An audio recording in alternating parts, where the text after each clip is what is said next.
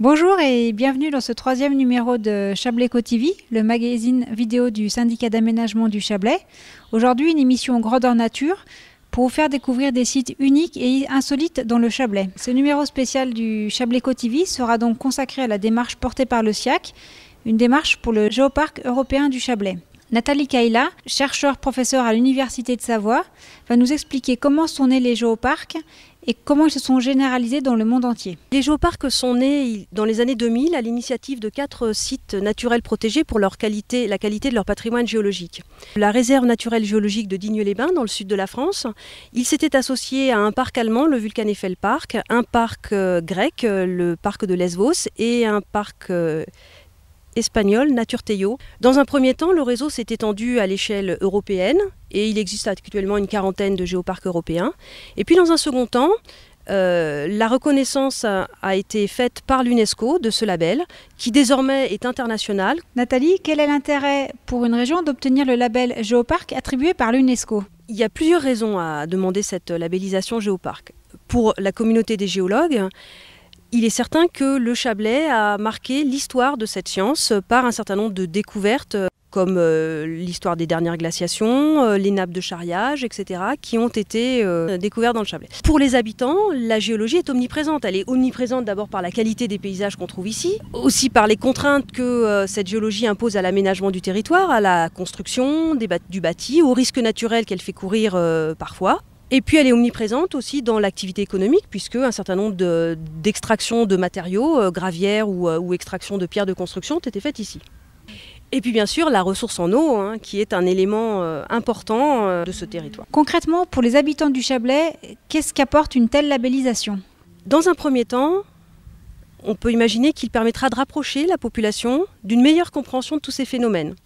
Dans un second temps, l'activité touristique du Chablais est principalement tournée autour d'une activité estivale et hivernale, station de ski bord du lac. Le tourisme qui pourrait se développer autour du patrimoine géologique permettrait de développer un tourisme d'intersaison qui attirerait les gens auprès de ces sites qui sont complètement répartis sur l'ensemble du territoire. On l'aura bien compris, pour une région, le label Géoparc n'est pas un simple titre honorifique, mais une véritable reconnaissance des valeurs et du patrimoine de la région. Anne Guillaumard, responsable du projet Géoparc au SIAC, nous invite à découvrir quelques sites insolites d'intérêt géologique.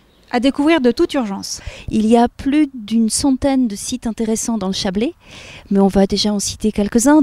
La Pierre à Martin, sur la commune de Balaison, c'est un bloc erratique, il y en a nombreux dans le Chablais, mais celui-là a la particularité d'être particulièrement conséquent au niveau de son volume.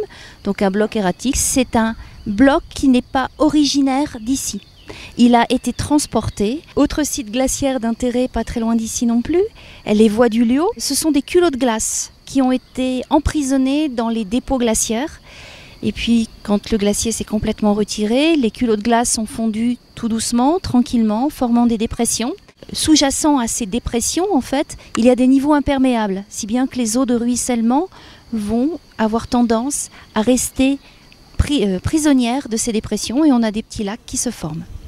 Il y a le lac de Vallon qui est le site géologique le plus récent du Chablais puisqu'il s'est formé en 1943 suite à un glissement de terrain, à une grande coulée de boue qui a coulé pendant plus d'un mois et qui est venu barrer le cours du Brevon et qui forme le petit lac que l'on connaît aujourd'hui. À Vailly, on a des choses qui sont très belles comme une forêt ivre où on a l'impression que les arbres se partent un peu dans tous les sens puisqu'ils essayent de s'adapter au glissement des terrains. Anne Guillaumard vient donc de nous présenter 4 sites d'intérêt, mais il en existe beaucoup plus. Pour les mettre en commun et les relier, le SIAC travaille avec les élus pour mettre en place une route géologique. Monsieur Menet, maire de Bellevaux, nous explique en quoi cela consiste. Il y a une quinzaine de sites qui ont été identifiés. Et ensuite, ces sites, il s'agit de les aménager le plus simplement possible, sans porter atteinte à l'environnement évidemment, mais en même temps de les mettre en valeur, de les constituer en réseau. Donc sur l'ensemble du Chablais, donc de mettre en valeur nos lacs, de mettre en valeur les gorges du Pont du Diable, des cheminées de fées. Donc tous ces sites ont vocation à être reliés. Là aussi, ça sera une façon de découvrir le Chablais à travers ces sites géologiques remarquables. Nous ne pouvions pas terminer ce numéro spécial sans vous proposer à vous aussi de découvrir les richesses géologiques du territoire. Pour cela, le SIAC vous propose 8 journées de randonnée thématiques et géologiques à travers tout le Chablais du 1er au 8 août prochain. Ces journées des itinéraires alpestres, la 7e édition, permet une nouvelle fois d'offrir à la population locale et aux vacanciers la possibilité de découvrir le Chablais, ses richesses naturelles, la géologie, la flore, la faune, mais aussi ses richesses patrimoniales. Et bien sûr, en toile de fond, c'est la découverte du géoparc. Ces journées sont ponctuées par des interventions de scientifiques, d'experts, de botanistes, mais également tout le volet culturel qui est très riche lors de ces journées, puisque nous avons des conteurs, des animations. Nous rencontrons un public très varié, tant au niveau des tranches d'âge, puisque nous avons des visiteurs très jeunes, des populations plus âgées, et tout le monde s'y retrouve. Je dirais qu'il y en a pour tous les goûts.